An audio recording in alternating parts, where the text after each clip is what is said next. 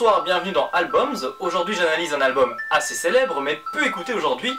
Il s'agit de The Velvet Underground et Nico. Et vous aurez remarqué que le code couleur est assez respecté. Enregistré en 1966 et sorti l'année suivante, il s'agit du premier album du groupe Velvet Underground. Ses thématiques principales sont la drogue, la prostitution, le sadomasochisme et la déviance sexuelle. Alors autant vous dire qu'on va s'enjailler dans cet épisode. On y entend principalement du rock psychédélique, de la pop, de l'art rock et du rock expérimental, dont certains disent qu'il est proto-punk, au même titre que les Seeds ou les Kingsmen. Le magazine Rolling Stone a d'ailleurs décerné à cet album le titre d'album le plus prophétique jamais enregistré. Même si ce fut un échec cuisant lors de sa sortie, on parle d'environ 30 000 albums vendus sur plusieurs années. Même Jean Dujardin a fait de meilleures ventes avec son single Le Casse de Bryce. Casse! Casse! Ça s'explique d'une part par le fait que cette musique, très originale et provocatrice pour l'époque, n'était pas diffusée sur les radios commerciales, et que d'autre part, les radios underground ne faisaient qu'émerger. Et ce n'est que 10 ans plus tard, au moment où le rock psychédélique battait son plein, que l'album a fait l'unanimité auprès des amateurs de rock. Comme quoi, si vous êtes en avance sur votre temps, ne baissez jamais les bras.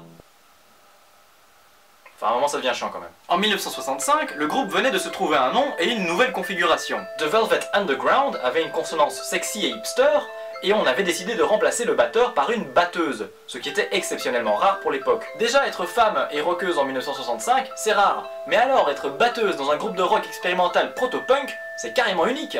Autre chose, ils venaient d'avoir pour manager le célèbre artiste polyvalent Andy Warhol, qui leur propose d'intégrer une chanteuse allemande à leur album, la fameuse Nico, ce qui donne le titre de Velvet Underground et Nico. On peut même affirmer qu'Andy Warhol a imposé cette idée au Velvet Underground, puisque Lou Reed, le chanteur du groupe, s'y était fermement opposé. Elle finit par chanter 3 chansons sur l'album, Femme Fatale, I'll Be Your Mirror et All Tomorrow's Parties, ainsi que les chœurs finaux sur la chanson Sunday Morning, mais on y vient dans un instant. Le rôle de Warhol dans la production se limitait au paiement des séances, estimé à un total de 1500 à 3000 $, on ne sait pas très bien. En revanche, John Cale, le bassiste du groupe, a estimé que le véritable producteur était Tom Wilson, également producteur de Bob Dylan le prix Nobel, Frank Zappa et les Animals. En gros, Warhol paye le fric et met son nom sur les disques, et Wilson met la main à la pâte avec les musicos, et c'est tout. D'ailleurs, les problèmes de gestion de Warhol, ainsi que le manque de succès commercial de l'album, ont conduit Lou Reed à virer Warhol après des disputes, tout en gardant Wilson comme producteur. Tu ne te permets rien, dis tu me soignes d'abord cette mauvaise coupe de cheveux, et après tu vas te faire foutre, d'accord?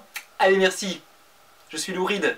Lou Reed en a d'ailleurs profité pour virer la chanteuse Nico au passage, Nico qui s'est dès lors consacrée à sa carrière solo, sans jamais percer de son côté. Après, les membres du groupe ne la détestaient pas pour autant, ils l'ont d'ailleurs beaucoup aidé sur son premier album, Chelsea Girls, en lui écrivant des chansons et en l'accompagnant sur cette dernière. Sur ce dernier album, Bob Dylan, le prix Nobel dont on en parlait tout à l'heure, a également composé une chanson qu'il a offerte à Nico. I'll Keep It With Mine. J'ai assez parlé des détails techniques, maintenant il est temps d'aborder les chansons. Et oui, il y aura du cul, du zizi, des boobs, du pet.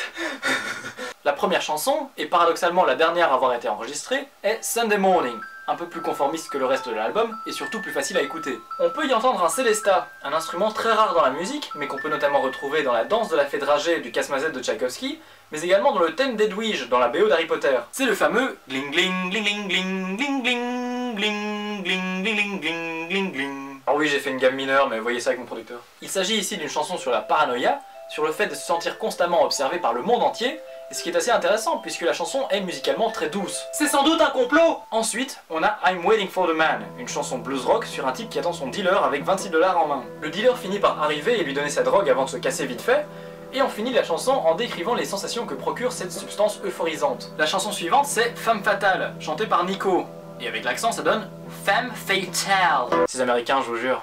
Oh oh oh, le croissant de Le Paris, oh oh oh, champignon baguette, oh oh. Apprenez le français, putain.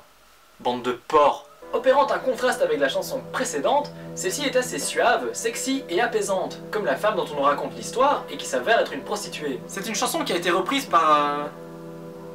Ouais, puis démerdez-vous, il y en a tellement là. La suivante est une de mes préférées sur l'album, c'est Venus in Furs. C'est une chanson sur le sadomasochisme où on commande à un homme de lécher une botte en cuir portée par une femme en fourrure qui le frappe avec une ceinture. C'est tellement bon, à chaque coup de tambourin on entend crier le violon. C'est vraiment très intelligemment écrit et l'ambiance musicale nous donne l'impression d'être dans la même pièce que les protagonistes. On peut dire qu'il s'agit ici d'une des chansons qui s'inscrit dans le mouvement de libération sexuelle des années 60 et qui a permis de parler du BDSM à ses débuts dans la société. Alors évidemment c'est pas eux qui ont inventé le BDSM, il y en a eu avant, il y en a eu après, mais vous m'avez compris. Pour votre information, certains états des États-Unis d'Amérique interdisent toujours ces pratiques, même consenties.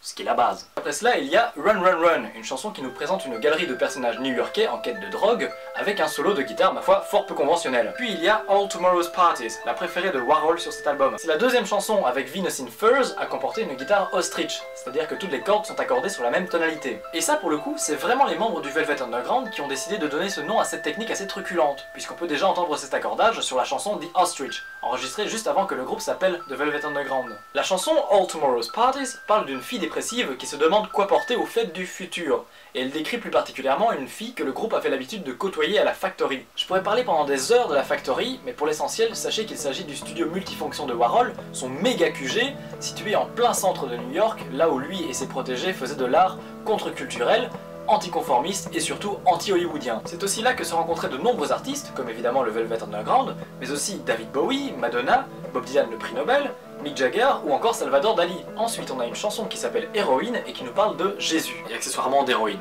La chanson a un rythme qui reproduit assez bien les sensations que procure la drogue. Non pas que je sache de quoi je parle, mais le rythme de la chanson commence assez lentement, et au fur et à mesure que le personnage s'injecte de la drogue, le tempo accélère, et la guitare et la batterie deviennent de plus en plus dissonantes et confuses. C'est une chanson très simple, puisqu'elle ne comporte que 2 accords, mais elle est très bien écrite, comme quoi il suffit de peu pour faire une bonne chanson. Cette chanson a d'ailleurs été reprise dans Misfits, Brotherhood et Trainspotting. Ensuite, dans un style plus Rolling Stone, on a There She Goes Again, dont le riff est inspiré de Hitchhike de Marvin Gaye. Puis on a I'll Be Your Mirror, chantée par Nico, et pour laquelle Warhol avait proposé qu'on préimprime une griffe dans le disque, afin de faire répéter en boucle la phrase I'll Be Your Mirror. Puis finalement ils l'ont pas fait, et heureusement parce que c'était vraiment une idée de merde. L'avant-dernière chanson, c'est The Black Angel Death Song, une chanson sur la mort avec des paroles qui ne veulent rien dire, mais qu'ils interprétaient déjà en public avant de l'enregistrer. C'est après avoir joué cette chanson, détestée par le public dans un bar, que Warhol est venu à leur rencontre, et 5 mois plus tard, il était devenu leur producteur. L'album se conclut sur European Song, une chanson assez difficile à écouter et mystique, mais avec 6 minutes d'improvisation. Moi, pour être honnête, j'ai du mal à tenir jusqu'au bout, mais il en faut pour tous les goûts. Mais j'ai du mal. Mais il en faut pour tous les goûts. La pochette de l'album, c'est cette fameuse banane dessinée par Andy Warhol, et à côté de laquelle on peut voir Peel slowly and see, ce qui signifie peler lentement et voyez. Sans déconner, les premières versions du vinyle se détachaient vraiment et révélaient une banane couleur chair en dessous. Et vous avez deviné qu'on parlait évidemment du zizi sexuel. Et pour la petite anecdote, celle que je tiens en main est une réédition de l'original, et donc la banane se pèlera vraiment et révélera vraiment une banane rose en dessous. Mais je vais pas le faire parce qu'elle est encore sous cello, et qu'elle garde encore toute sa valeur du coup comme ça. En théorie, les autres rééditions ne comportent pas cette fonctionnalité et se contentent donc de montrer une banane non pelée, ce qui est toujours aussi révélateur du côté érotique, transgressif et provocateur de l'album au travers d'un objet de la vie de tous les jours, ce qui était la spécialité d'Andy Warhol et la caractéristique principale de son pop art. C'est ici que je vous laisse, j'ai pris énormément de temps à préparer cet épisode, alors j'espère qu'il vous a plu. En attendant le prochain, vous pouvez revoir les anciens épisodes d'Albums. Moi, je vous fais des bisous et d'ici là, bonne écoute!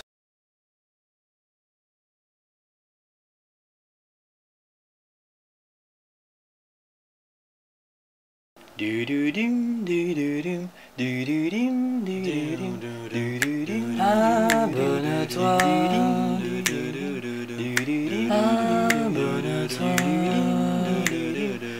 abonne-toi à ma chaîne, s'il te plaît.